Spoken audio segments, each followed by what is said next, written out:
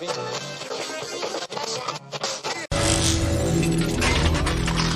Check Radio.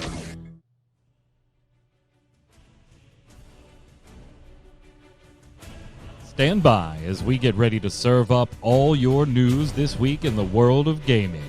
Welcome to Gaming Gumbo.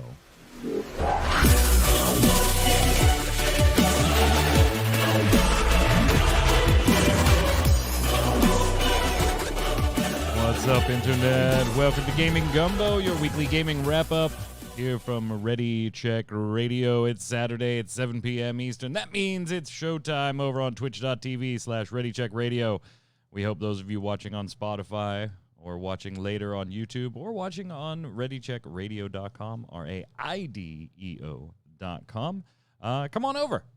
Give us a follow, spread the word to your friends, and hang out in chat for a show sometime. Get your opinions put on the show as well. We've got a lot of gaming news to cover this week, the biggest of which, of course, Nintendo Direct. First time in like a year and a half, whatever.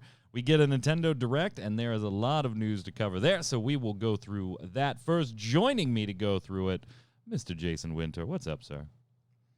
You know, I see that opening animation with the little like the Among Us guy hanging, swaying in the background. Right. I'm thinking, is Yada gonna have to upgrade that like every now and then when the new gaming fad comes along? If we're still doing this like 4 or 5 years, people are gonna be like, what is that thing? What is that? I'm sure the Among Us developers would not like to hear you say that, but well, in 4 or 5 years, nobody's going to know what the hell that thing is. Yeah, sure. Nobody knows about Fortnite anymore, right? Also on the line, the artist himself. Yod, how are you? I'm doing all right. I guess, yeah, I mean, if we want to update that, we can update that. It is a singular layer, so it could be modified. It totally is a single layer. We could play with that at the time. With him swaying back and forth there, is he like, did he hang himself? Is he just depressed with life? I don't know. Like we could put Keanu Reeves there, but nobody knows what Cyberpunk is anymore. So, ooh, ouch. Well, I mean, somebody does. We'll get to that in a little bit. We'll get to who might know what that is in a little bit. But first, let's jump in directly, Zing, to the Nintendo Direct presentation. Obviously, in interest of time, we're not going to cover every single thing that was announced or shown off during the showcase. We will hit the big ones, of course, though. And I think let's start off with what everybody expected, Jason. Some Super Smash Bros. Ultimate characters. Xenoblade Chronicles 2 adding Pyra and Mithra to Super Smash Ultimate. Any of you Super Smash Ultimate players? Like, I mean, I play it every once in a while with my kids, but that's basically it. So every time there's a new character, I'm like, oh, yeah, okay, cool. Yeah, I think I told you a while back I played Smash Brothers. Yeah, like on the N64. Yeah. Yeah, I never touched any of that. I've ever played. Yeah, I mean, I'm a huge Xenoblade Chronicles fan, though. Love Xenoblade Chronicles and Xenoblade Chronicles 2. Fantastic games.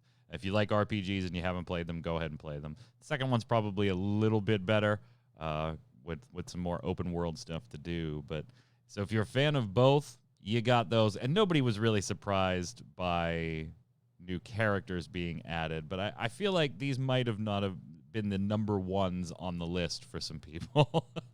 A lot of people speculating that Crash Bandicoot might have shown up as a bit of a cross promotion or a cross advertisement. That was not the case. You get Pyra and Mithra from Xenoblade Chronicles 2.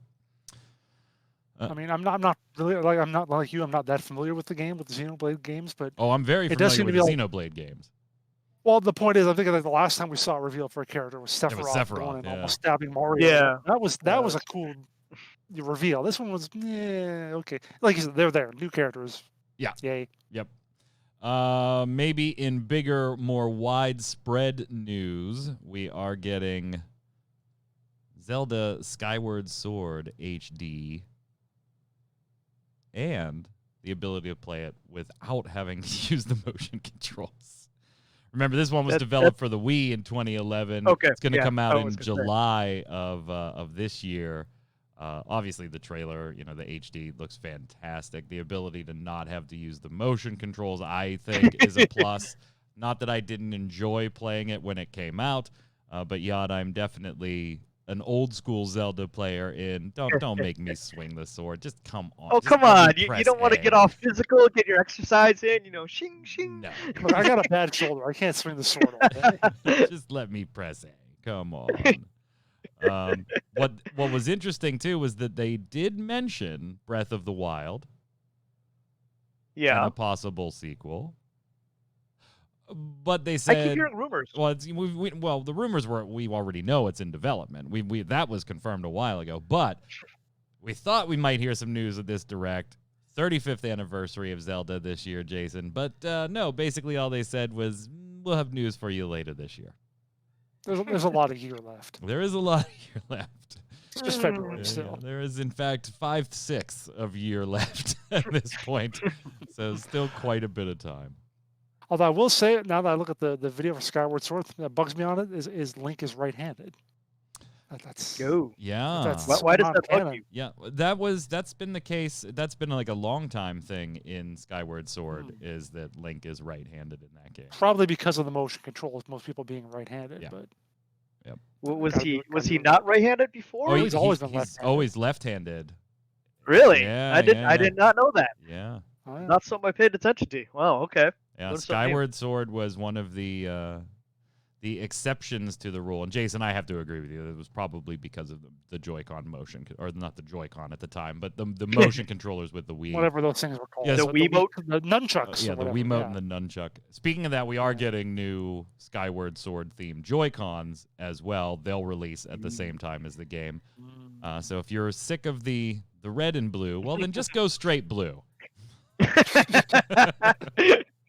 Blue with the fancy logos and stuff. Just They go look neat. straight. Actually, look really neat. I do kind of like them. They do. The Nintendo Wii U that we bought when we bought that way back then, like we were one of the 8 people that bought that. The Wii U. I think we got one upstairs. Our dual screen thing. We bought the Zelda bundle. I think it came with Wind Waker at the time, and so it our screen, our handheld thing with the screen on it has like all those same like Zelda glyphs around the screen and the buttons that you see on the Joy-Con controllers here too. So we already know I'm partial to it. Jason chat saying, yeah, Link's always left-handed. Yes, he is, except Skyward Sword. And I guess they had to kind of leave it since there is the option to do motion controls on the Switch as well. They were like, well, Right, I was gonna say. I wonder, Jason. Wasn't it possible to swap it though if you were left-handed with the Switch or the Wii? That I don't remember. Maybe that was an option. That I don't know. Maybe it'll be in the options. You can change it to a lefty if you're just pushing buttons. Splatoon 3 announced not until 2022, but if you're a fan of the ink and paint, confirmed and a reveal trailer. I've seen it before. I've there's a lot of artwork out there of it that I've seen. Some of it not appropriate for us talking here, but yeah, it's an interesting game. Little bit of a fun shooter type deal for a younger audience. I don't think it's just a younger audience, man. I have watched but I mean the art high style competition esports wise in this game. Oh, is it? Yeah. Oh, yeah. Literally on television, I have seen like the Nintendo Championships where they did Mario, the creator Mario. They did Splatoon 2. There was a couple of different games that they ran championships in, and I was like watching. It was like 1 a.m. on television, and I'm watching them. All of a sudden, I'm like, man, I kind of dig Splatoon 2. The commentators, anybody that's good at shoutcasting, Jason, can get you into anything, right? Any shooter can be an esport. Any kind of shooter. Yes, you are correct there, Jason. But I'll tell you what I was disappointed about from watching this. And I saw someone else post about this on Twitter. It was like, you watch like the first minute of that trailer, and you're like, is this a Splatoon open world game? Yeah. She's going to that. She's got that out in the desert, and then waits for the train. And you're like, wow, this could be really cool. And it's like, it's just another Splatoon game. Yeah. Okay, well, It's another Splatoon.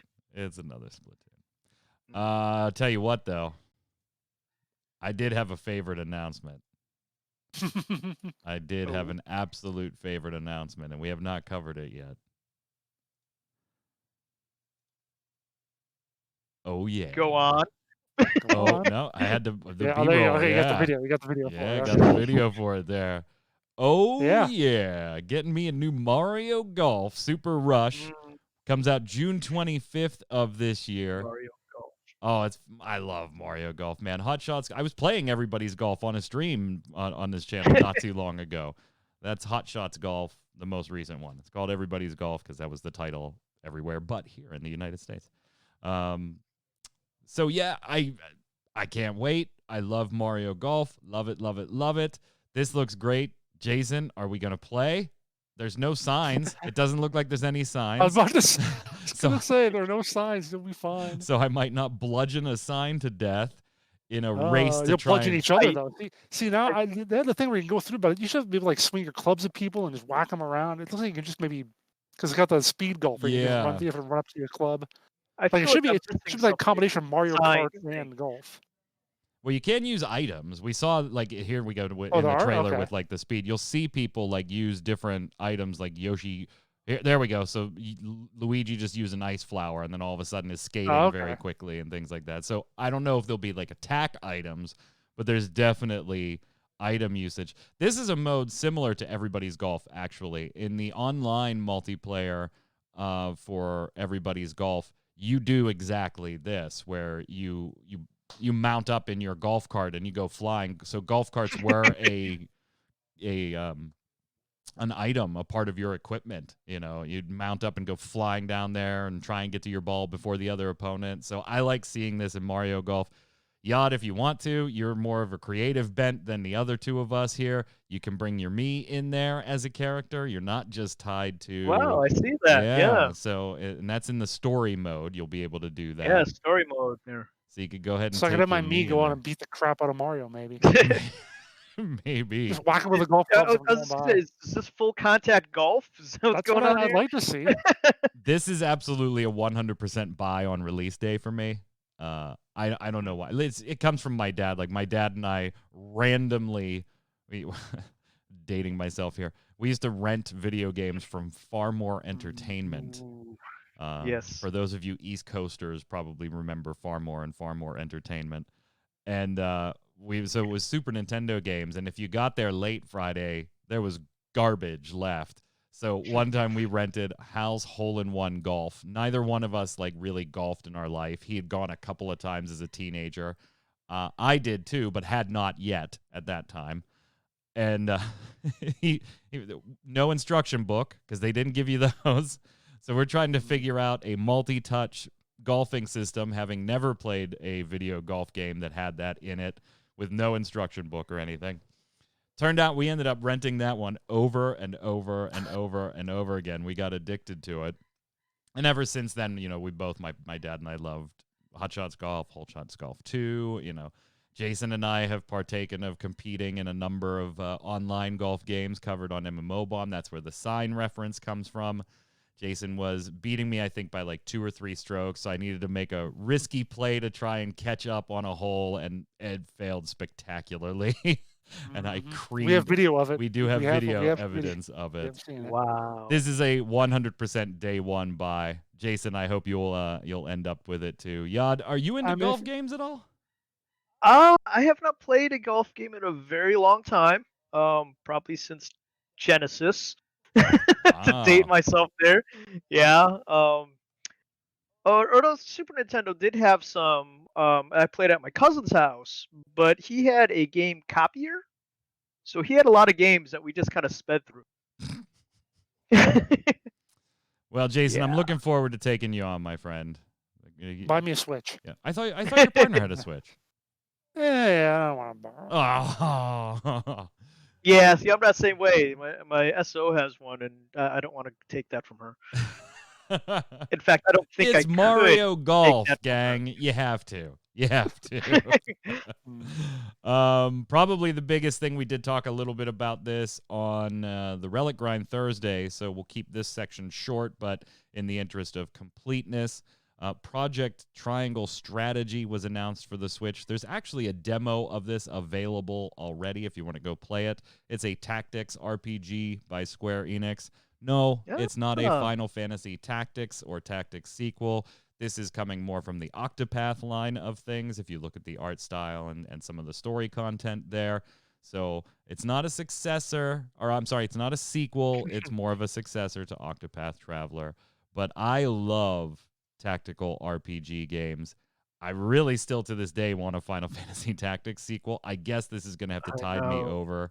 Tarkoth played some demo and gave the demo thoughts on that show. So check out the Relic Grind on ReadyCheckRadio.com or the YouTube channel for more thoughts on that. Either of you into tactical RPGs, Jason? I would imagine you are. You know, that's kind of like a nice mix between RPG and Total War. You smush it together a little bit. You would think, but I had such a horrible time with Final Fantasy Tactics that it almost completely sworn me off the genre. Why? Really? I just Wow. I couldn't grasp it. I couldn't do well with it, and it was so grindy. I just couldn't stand it. I used actually to bought it love the twice. original one. And sold it off both times. Sold it back to like GameStop or whatever both times. Wow, I bet you're kicking couldn't yourself get into it. now. No, I'm not, because I know if I tried it again, I'd still be terrible at it. Oh, I suppose if I had an original, maybe whatever. But Yeah, I got have my been playing original Wasteland. still. I've got my 2 copies of the I've got like original still. original Final Fantasy VII, whatever. But anyway, but I have been playing Wasteland 3. Of course, I'm Yeah. playing that, and I've really been enjoying that. Yeah, that's especially been very enjoying- tactical RPG. Yeah, it is. Well, it is Yeah. exactly. It's exactly that sort of thing. But I've really been enjoying the fact that the story looks really cool, and the fact they have a lot of interesting choices for you to make throughout that. And this game seems like it has that as well. So that might be something I would also check out more for that. Maybe play on easy mode so I don't have to worry about screwing up the combat. Tactics could be a little. Final Fantasy Tactics was a little unforgiving in some respects. All you gotta do is get some dragoons going, and you're all set. But when you let a Yeah. character die, there were repercussions. That's why you don't let a character die. Jason, you covered this on MMO Bomb. Star Wars Hunters announced a free-to-play squad-based online multiplayer game by Zynga. I'm sure we're all thrilled by Is that that sentence. what that is? By that sentence. Set between The Return of the Jedi and The Force Awakens. That's going to come later this year. And if these don't look like cheap knockoff cash-ins, I don't know what does. This reminds me of Masters of Terrace Kasai for the Star Wars fans who can go back that Yeah. far. That's the vibe I'm getting from it. Let's grab some random characters and make them fight each other. Oof. And these aren't even named characters. It's not even like Han Solo or anyone. These are just going to be the Wookiee and the Bounty Hunter and whatever their names are. I don't. The Wookiee I and don't think so. The Bounty Hunter and the Jedi Lady and whatever the other one was. The Stormtrooper with the flamethrower. those people. Wow.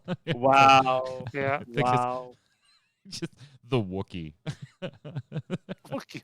The Wookiee. That's what he is. Do you have any more info on him? Do you know his name? Oh, Do you know if it's a he or she? oh. Even I don't even know. I can't tell with Wookiees.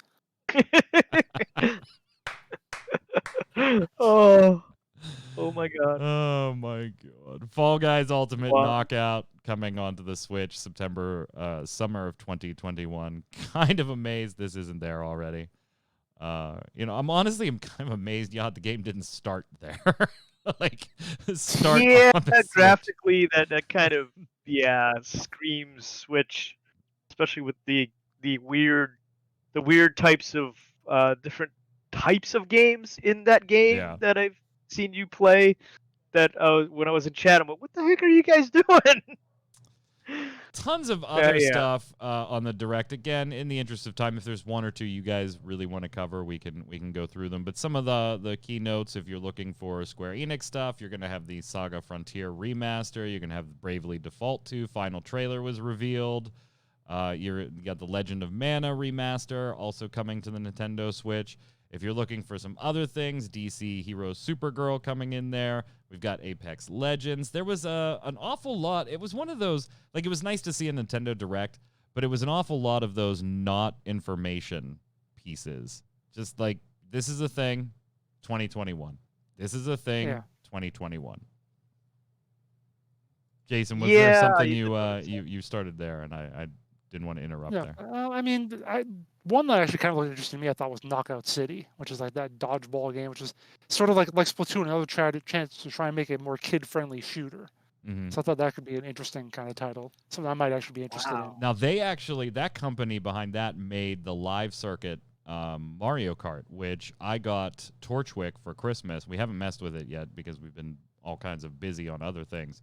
But I'm interested to see how that plays too. That's like where you race your actual Mario Kart around your house after you've determined it's an ARG or an AR game. Yeah, yeah. It's That's crazy. yeah. So that's the same company that is making Knockout City, the one that Jason's talking about here. Oh, Ghosts and Goblins Resurrection got a date. That's coming this month. That's like in 5 days. I actually am pretty excited about that. And on the Nintendo shop, you can get the original for free up until that release. So go and grab that if you want to. I'm actually pretty stoked about Ghosts and Goblins Resurrection.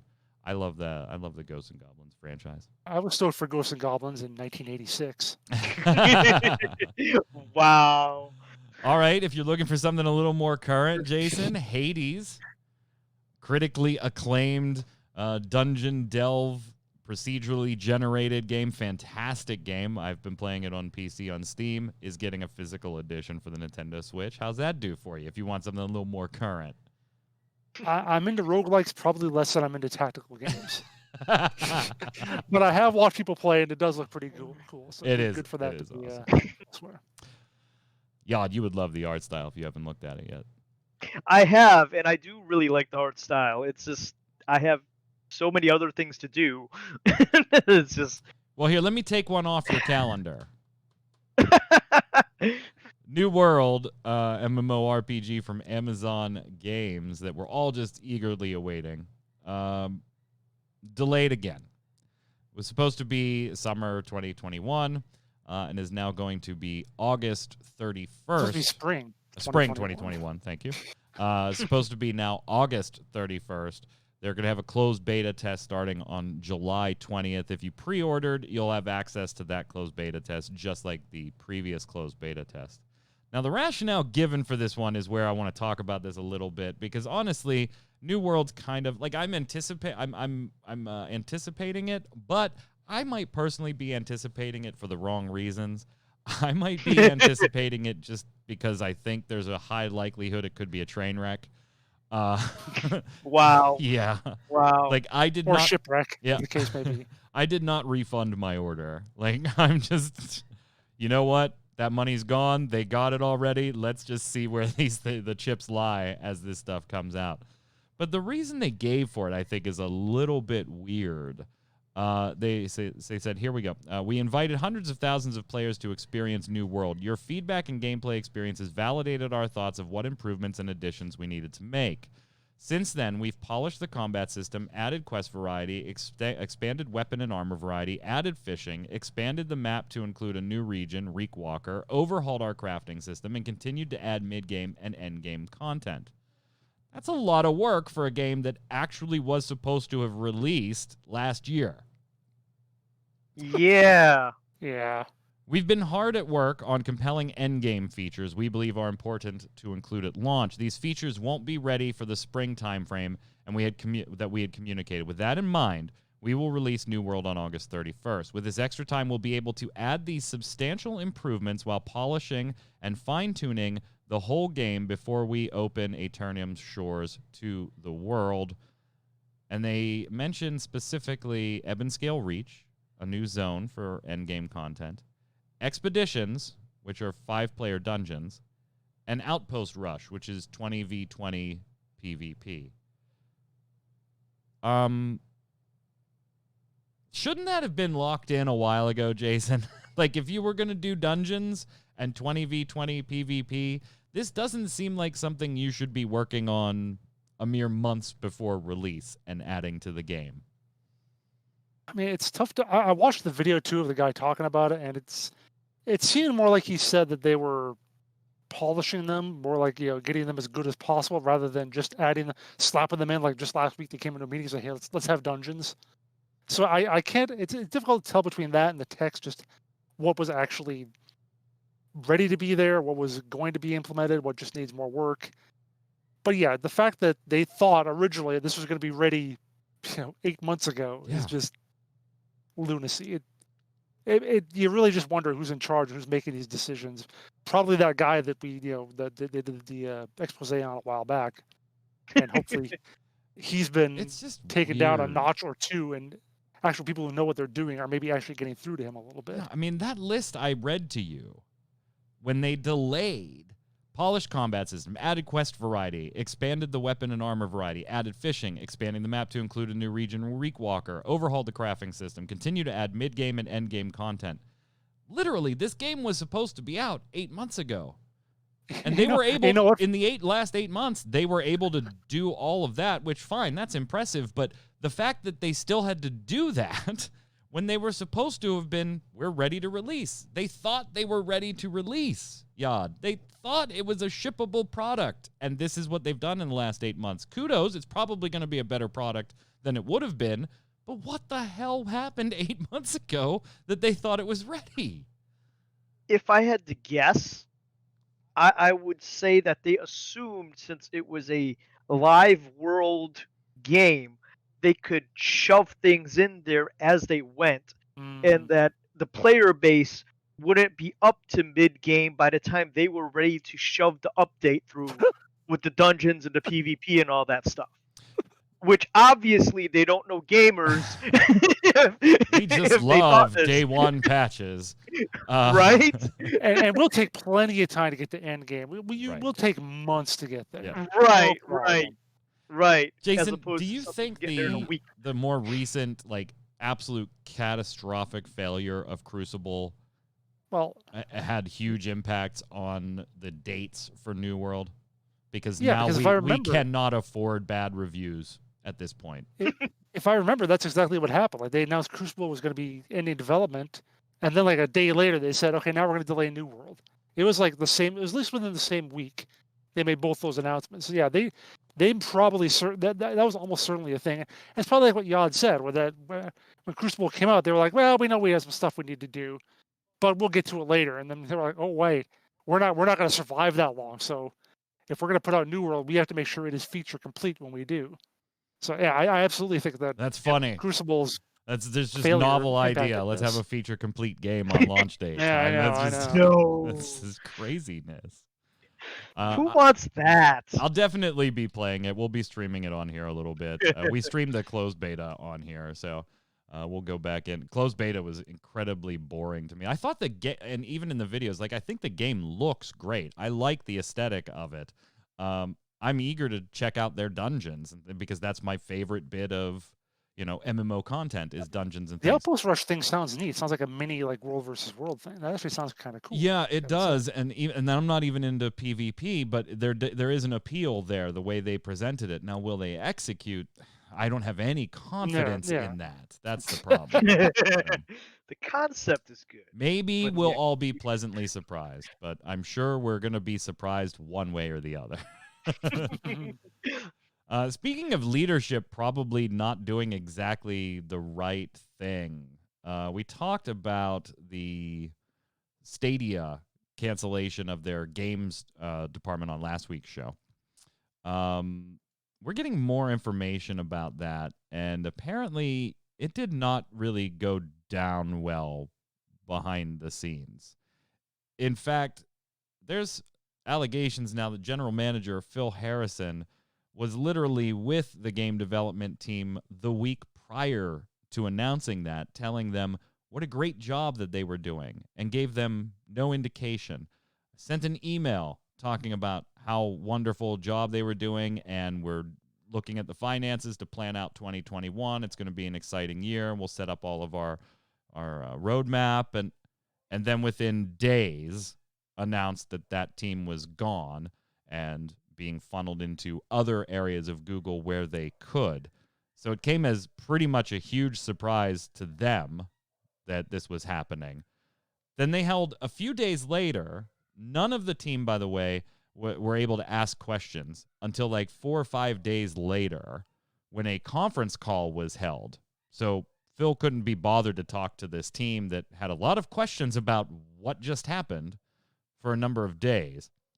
And that conference call, reportedly from 3 or 4 people on the conference call, became very contentious, let's say, where questions were asked of, when you sent this email, did you know this was the plan? And acknowledgments from Phil that, yes, Yes, they did know, and that sending that email is a regret that he has. Is a regret that he has. Playing with people's lives is a regret that he has. Lying to people, to staff, is a regret.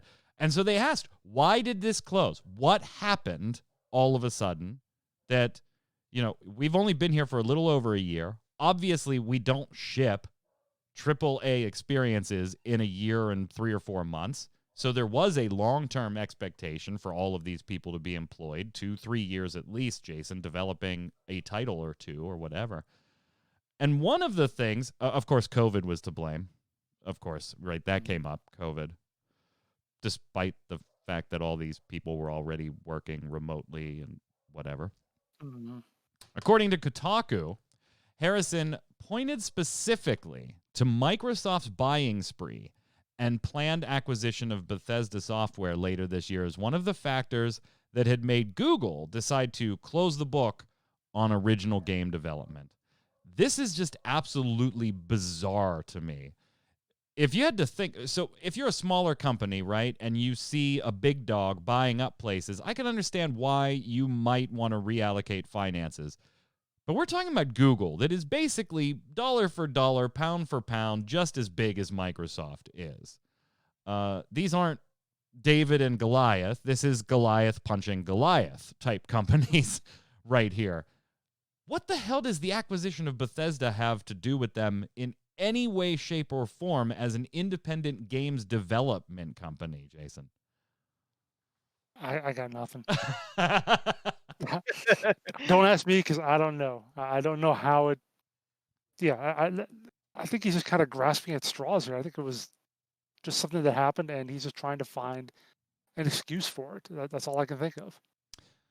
Also mentioned COVID and the rising costs of game development. Yeah, because they've risen so much in the last 16 months. 16 months. He's not saying, hey, it's more expensive now, Yod, than it was for us 20 years ago. 20 years ago, they weren't making shit. Now they are. So I get the feeling that Jason's kind of right. They were just looking for reasons to tell the team that they decided to do this rather than the reason being, hey, if you look at all of the projects that Google has started and then just decided not to support anymore, this is just another one. Yeah, and the only thing you can think about is, are they just gonna can the Stadia itself next?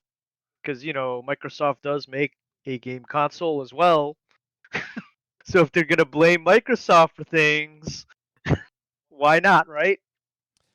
Honestly, it was like the only, and I mentioned this last week, it was the only, if you wanted to give an edge to Stadia over something like GeForce Now or Amazon Luna, right? If you wanted to give any type of edge to Google on that, it was that at some point Stadia was going to have exclusive titles developed internally that those competitors would not have. So this takes the edge on that away.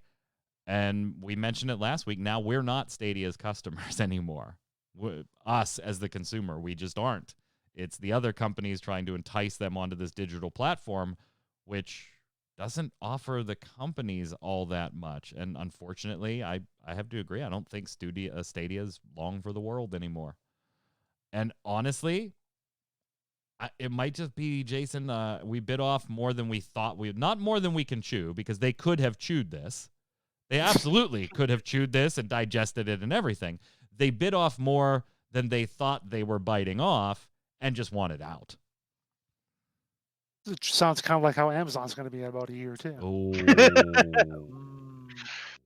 Wow. Shots fired. These are two similar stories, though. Some giant megacorp They figure. are. We can just get into whatever just by throwing money at it. And True. Very well, true. maybe we can't. On to good news. If you have never played the Kingdom Hearts series because you don't do consoles and for some reason you haven't gotten them somewhere else, you're going to be able to get them on the Epic Game Store. The entire Kingdom Hearts series. It's going to be end of March, and you're going to be playing the remixes, not the original. So you'll have like 1.5 and 2.5 remix, HD 2.8, and Kingdom Hearts 3, and Melody of Memory. So you'll have the ability to buy the rhythm game, which is right here. Yeah. This guy right here. Oh, you So played that, did you? You know all the lore now. Now that you played through that, I right? do. I do. So not really news on that one. Honestly, Jason and I were talking about this behind the scenes, and I would not rebuy these. I have all the originals, No. from back in the day, and I have the remixes, the original copies for consoles and stuff. So, but I did say, like, the only feedback I would give on it is I almost wish they would have had the originals, not the remixes. But I understand why they went with the remixes. You feel like you're getting a little more bang for your buck because these things are full frickin' price. I mean, these are full $60 endeavors. Jeez. Yeah. It's like if I a couple of years ago, I was fortunate to move into a household that had a PlayStation 4, so I redid all the ones that I had missed and then replayed the ones that I had a long time ago. But if I hadn't had that and I was still wanting to play these, this is actually kind of a good thing that they'd be available on PC for the first time. So it's something I would look into if I didn't have other means of getting things. I just don't know if the original $50 and then the other three or $60 price tags hold. Like, I don't feel... Maybe Kingdom Hearts 3 and Melody of Memory, because those are actually relatively new titles. But the HD or the remix for 1.5 and 2.5 being $50 and the 2.8 remix being $60, I think that's a kind of a big ask for games that aren't that new, Jan. Just because now they're on PC. Yeah, that is kind of pricey. I don't know. I want to say they're still like around that, aren't they? If you buy them on PlayStation, maybe they're only 40. Let's see, PS Store, PlayStation Store, search Kingdom Hearts. Let's see what we get here. Ratchet and Clank Rift Apart. I'm actually looking forward to that game. 2.8 is actually $14.99. Jeez. Wait, is that the whole thing, or is it just like one of the? Yeah, I guess it is. God. Okay. Well, it's a sale. It's a sale price. Regular price is $60. Sale is till the 25th. Regular price is $60. So yeah. Oh, Kingdom Hearts It is still HD 60. 1.5 and 2.5 remix theater is free. I'm assuming that is probably the PlayStation Plus membership free game this month. Then maybe Maybe. a theater mode. Oh no, that's just all the cutscenes. Never mind. All the cutscenes. You can just watch the. Yeah. That's all you really need. Yeah, that is kind of Instead cool. of that's some of the older games. There you go. That is. There's kinda cool. they have an Oh, here it is. all-in-one package Kingdom Hearts for that, HD 1.5 plus 2.5 remix, $12.49 on PlayStation. which is 75% off. Which is It's also on 75% sale, off, so yeah. $50 normal. Yeah, they are $50, $60 for PlayStation if you buy them in the store. So Yeah, I wonder like how long's that sale price? Let's see if it. till the 25th is what the one for 2.8 was. 75 offer ends 225. Yeah, I wonder when that started. That released in 2017, March of 2017, and they're still gonna rook you for $50 and $60 on that one. But you can play it on PC. Anyway, SilentHill.com. If you check out that website, you might expect to see some Silent Hill stuff. Unfortunately, or fortunately, that is not what you're gonna see. That is not what you're gonna see. And a fan purchased that URL, went ahead and put up a picture of Pyramid Head saying he was first, and clocked in his height at 9 feet.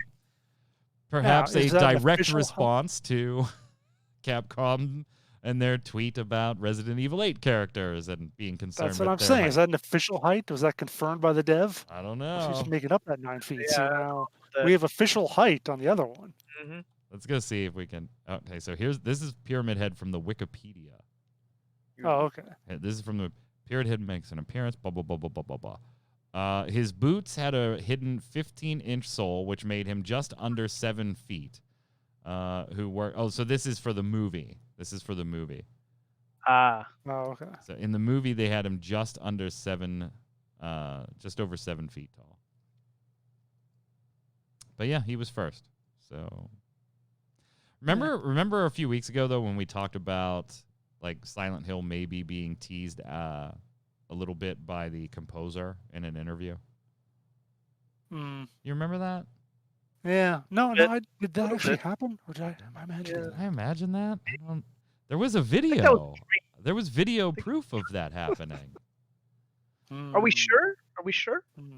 Huh. That's weird. Can we pull that back Let's up? pull that up. I mean, Let's pull that up, Mike. he actually said, I think it's the one you're hoping to hear about this summer. Well, here's the weird part of that. Alhub, the one who did the interview, tweeted, "We thank you for your support, which contributed to the spread of the interview we published yesterday with Akira Yamaoka around the world. We were asked to remove the clip, and it has been removed. We apologize and stay tuned for the next interviews." Huh. Now, Konami told multiple sources, including Push Square, that they did not communicate with Alhub. So that kind of suggests, right, that it was Yamaoka himself that maybe asked them to take it down. And we've been hearing all the Silent Hill rumors. We were supposed to maybe hear something according to other leaks at the Game Awards, and we didn't. But Konami didn't ask to take this down, so that kind of leads you to... There's only really one other person that would ask to take that down, Yod, that you would actually respect the ask and take it down. Konami or the original interview candidate. In this case, Yamaoka. Well, maybe Sony. I mean, if the game's coming out on the PlayStation, maybe. Well, and I guess the rumors were, right, that it was Kojima Productions that was doing development of it and Sony facilitating the relationship between Konami and Kojima Productions. Right. So I guess you could see Sony maybe asking or Kojima maybe Productions Kojima? asking. Yeah. Right. But you would have to know already, by the nature of one of those two asking, you're basically confirming the rumor. Right? Yeah. I mean, if Sony or Kojima comes out and says, "Hey, Jason, could you take that down?" Then Jason goes, "Why?" Oh, you must be the ones making it or producing it or whatever. So we call that the Streisand effect. Exactly. Just the ask for it to be removed creates even more speculation and more information. Right. What else have we got? Lots of just odds and ends this week besides Nintendo Direct, but lots of cool stuff. So Destiny, Jason, you're a D&D guy, so you could actually tell me how cool this is for... I was in 1986. Yeah. Really? Not that long ago. More recently than that. But yeah. I was. According to Polygon, I love this headline. Destiny's confusing lore actually makes sense as a D&D game. That is a fantastic headline. I'll tell you what, if they could make the Kingdom Hearts lore make sense in a D&D game, I'd totally play that. Inside Dungeons and Destiny, a remarkable total conversion for 5th edition D&D. Yod, did you have a chance to look at this? What did you think? I mean, player handbooks, all of it. And I know you're a Destiny guy, so... I am a Destiny guy, and I am currently in a D&D campaign. So, yeah, it actually does make sense, all things considered, with the whole, you're an undead character being risen from the grave by some machine god type deal. It can fit into a D&D campaign. And I mean, there are rules in D&D for projectile weapons and such, and powers and magical powers and all that stuff, so it would make sense in that type of setting.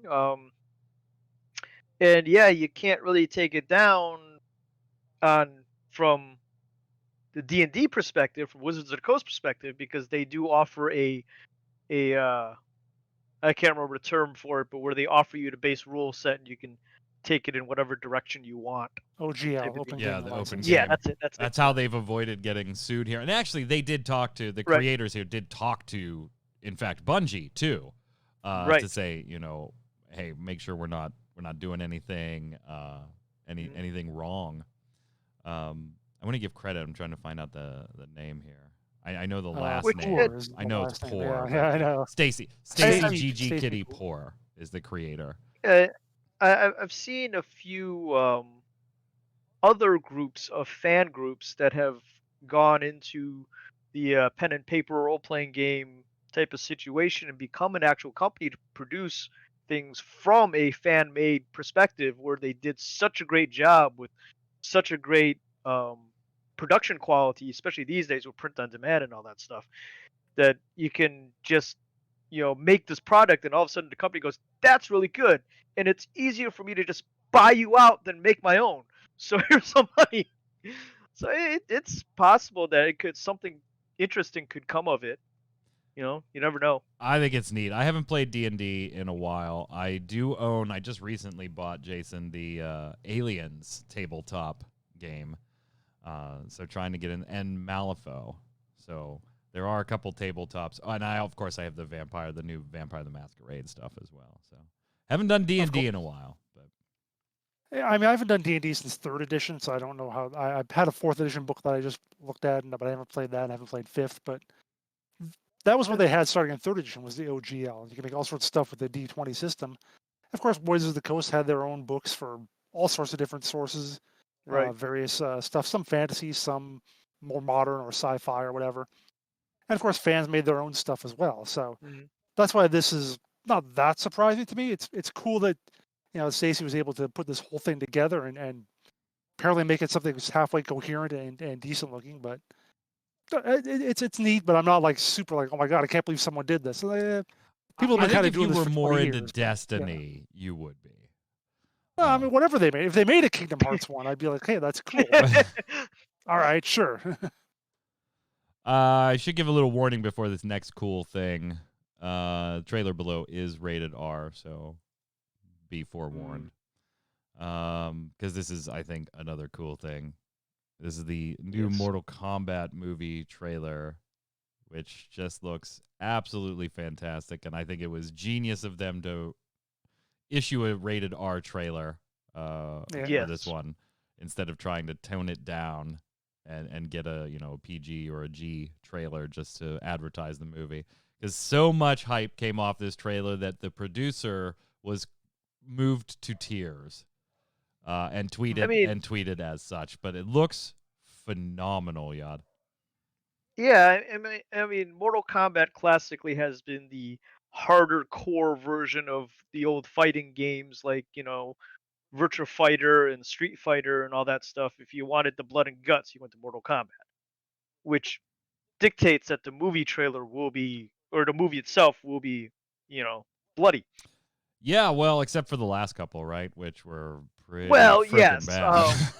The fact that on the premiere of Annihilation, I got kicked out of the theater and given passes because there was. Why'd you get kicked out? So it wasn't like, you anything can't bad. Gloss over that portion of the story. Were you like 12? It wasn't anything bad. I was in college at the time. Okay.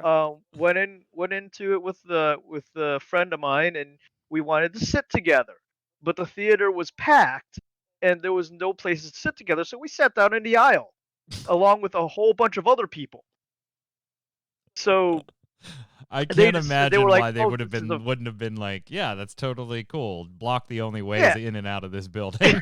Yeah, I was in college. I didn't freaking care. So they sent us on our merry way, gave us some free passes, and later on, after actually seeing the movie, I was ecstatic at the fact that I got free passes to a different movie than having to sit through that movie. Jason, what is your favorite movie adaptation of a video game? Like, ever. Has there been one? Come on, you gotta have a favorite. Doesn't mean that the movie's good. It's the highest ranking on the list. Gosh, I'm thinking of ones I've seen. I saw the Doom one, and that was horrible. Oh, that was very bad. I got into that one for free, and I overpaid. We have come a long way. Yeah, I actually remember having a really good impression of the first Mortal Kombat movie. The original? Yeah, the original one. I seem to recall where that. Everybody knows the soundtrack from. Yes, the original wasn't bad. Of course, everybody remembers Mario Brothers and how bad that was. I've actually never seen that one. Really? No. What about Double Dragon? Did you watch Double Dragon? No. Oh my god. Okay, for posterity's sake, you have to go watch at least the Super Mario Brothers movie. Yes, at least. I think I've been threatened to do that. So they've been threatened to sit me down with the Super Mario movie. Oh yeah. Have it on DVD or something. You got a smart partner. You have to. That and Space Jam. I haven't seen either of those. The Tomb Raider movies, Baron says in chat. Tomb Raider. Yeah, which one? Tomb Raider was okay.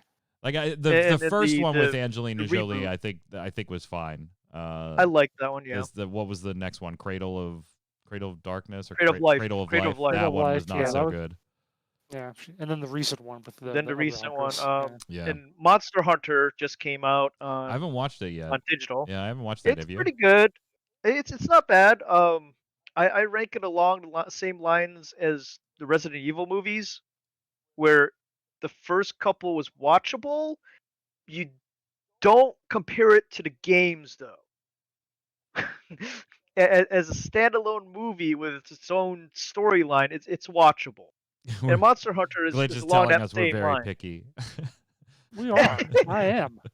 I don't But just go to movies because they're there. yeah, but you can tell with the Monster Hunter one that they're prepping for a long line of movies, where this one's just the beginning. I actually So enjoyed the Warcraft movie because I Yeah, did yeah. not compare it to the game. Like, obviously, I knew they were going to have to scale back on how much lore and exposition and stuff they put in there. They were probably going to have to tweak certain things. So if I compared it to like the actual lore of World of Warcraft, I was disappointed. If I treated it as its own thing, one movie, 2 hours to tell the tale, I would have rather they took the tale of Arthas for that type of thing. But I thought it was an unplug your brain, enjoyable movie. Like I didn't go in expecting deep lore dives or anything. Yeah. As someone who's not into Warcraft, I thought it was pretty good. the shoulder pads should have been twice the size that they were, though. Gotta be some sacrifices for the movie. I also liked that wasn't a bad Kingsglaive, the Final Fantasy 15 movie. Kingsglaive, yeah. but Spirits Within was not good though. Spirits Within is the best sci-fi movie ever. Children was pretty good though. Oh my god, the best sci-fi movie ever. All right. yeah. I know. And okay, so this actually happened prior to me headed to Disney, or like the day of heading to Disney. So we would have talked about it on last week's show, but we weren't here last week. So I'll give you this part, but then Jason has some updates for you because this is just fascinating. And this is not the first time this has happened, by the way.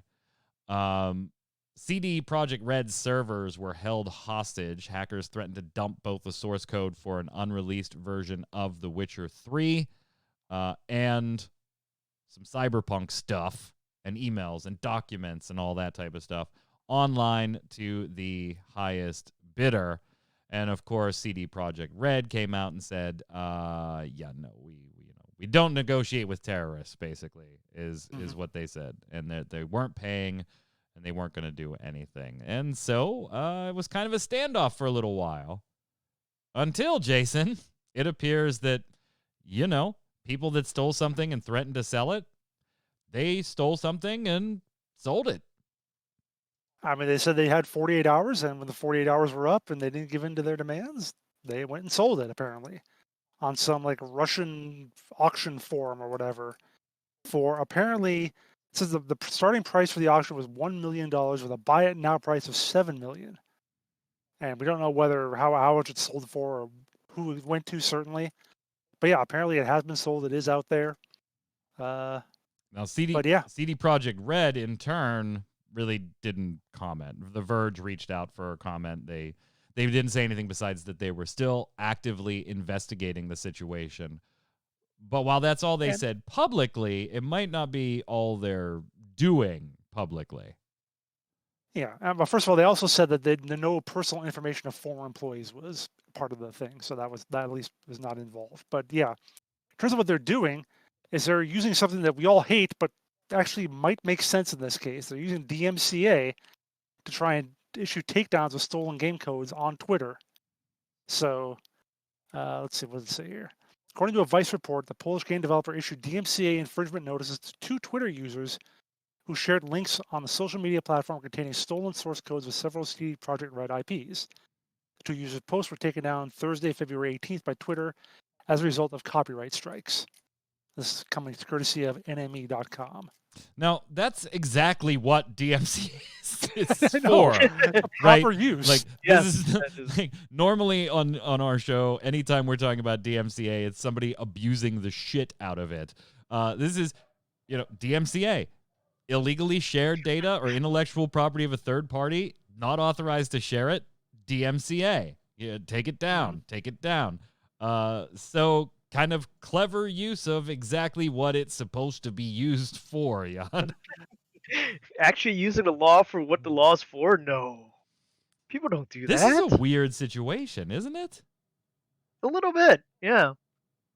But I mean, I guess if no personal information was gained and they don't care really that, what the people that sold it off took off their servers, No, then they definitely care. This is wait, proprietary okay, source code. right. Okay, so by care I mean personal information that could compromise people's lives as opposed to company property. All right, let me clarify that. I'm like, they It, definitely care. This is yeah, proprietary it's source code that they don't want publicly out there, that most, right. every game developer would not publicly want it out there. Hell, the only time we ever really see publicly available source code is when a game shuts down. Right. And Paragon, they just dump the Paragon assets online and say, whatever you want to do with it, go ahead. Right. Definitely a very, very weird situation. Two last things, and then we'll wrap it up with our games of the week here. One, I don't even really know why I put it here. It's not something we can talk about. I just thought it was a weird acquisition. Electronic Arts completes the acquisition of F1 game developer Codemasters. If you don't know who Codemasters is, they've made basically every racing game you ever have played in the last 20 years. Besides F1 games. Besides not NASCAR. Gran Turismo, yeah. So yeah. I'm kind of not surprised, but it's a weird acquisition for me, I think, too. The deal this is the weird part for me. Is valued at $1.2 billion. If you would have asked me how much do I think Codemasters is worth, Jason, I would not have approached anywhere near $1.2 billion. Bethesda, like in the 4 billion or something range, wasn't it? Or was it, I think it was like 7 billion or something. Yeah, they made all that back though. Oh yeah, they made it all back real quick. So there you go. Last piece though, Apple. Yeah, now I said Apple being epic. That's actually. I don't know what you're writing down there, man. I'm just leaving it alone. Valve trying to fend off a subpoena from Apple regarding the Apple versus Epic lawsuits. Oh my God. So apparently Apple, in its fight against Epic, is trying to say that Epic has a number of options for distribution and doesn't need to be going after this like this. We are not a monopoly, and here's proof. You have all these other distribution methods. The way they're trying to prove this is to get Valve to cough up information on over 400 games, 436 to be exact. This was after the original filing request for all 30,000 games on Steam, and data for over the last 10 years was summarily rejected. So they said, okay, then just give us data for these 436. Apple's actually demanding that Valve turn over total yearly sales of apps and in-app products, annual advertising revenues from Steam, annual sales of external products attributable to Steam, annual revenues from Steam, and annual earnings, whether gross or net, from Steam. In addition, they also want the name of each app on Steam, the date range when the app was available on Steam, and the price of the app and any in-app product available on Steam. To which Valve is saying, screw off. Half of that stuff we don't even keep in the normal course of business operations. The other half of that stuff would be incredibly tedious and time-consuming to get over to you. And oh, by the way, you're really just trying to take a shortcut here. You should be contacting these game development companies for that information, not us. You're just contacting us to try and grab all of it at once rather than subpoena 436 game development companies for their data. Apple saying, hey, by the way, a court's already ruled Samsung has to give us this data, so we think this is likely to be upheld. I kind of find the argument moot at the end of the day, Jason, because you're not going to expect Apple or Epic to put its products on Steam when they have a competing distribution platform with Steam. So do the numbers even really matter at the end of the day when you're trying to prove Epic has options? Yeah, if they let their competitors carry the products that they're trying to carry too. That's not how business works. I mean, if you think of Valve as it's supposed to be the 436 games are ones that are available on both Epic and Steam, so obviously not Epic games themselves. But I think it's trying to say that Epic could put its games on Steam, but it's like, yeah, you're right. It's screwed up. Like I'm trying to figure the nuance of it, but I think I'm with Valve when I say just leave us out of this. Yeah, like Valve doesn't want to be anywhere near this. Valve could be impacted by this, right? By the end result of what ends up happening here, because they, not to the extent, they can't really be accused of monopoly the way Apple is. But when it comes to that whole 70-30, 80-20, 82-18, 88-12, all those different revenue splits, Steam could eventually be impacted by some rulings here, as well as Nintendo and Nintendo and Sony and Microsoft with their digital distribution platform. So they certainly have an interest in what's going on with these cases, but not enough to cough up all kinds of financial records. Yeah. Yeah, and I think that the difference is that we're talking about the difference between mobile platforms. Like basically, if you want to get on an iPhone, you got to go through the App Store. Yep. Whereas if you want to be on a PC, you can use Steam, you can maybe use whatever else you can get it from. So those are options there. So they're not quite in that same category, I think. Let's head over and do our game.